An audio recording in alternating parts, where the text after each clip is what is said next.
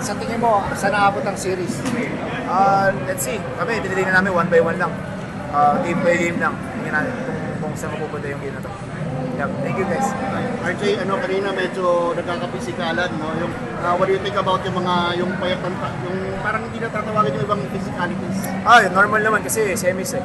So, kailangan maglaro with that physicality. So, yeah, yun nga sabi ko kanina, kailangan na namin ma-figure out, mabasa, makita sa video kung ano namin pwedeng ma-improve.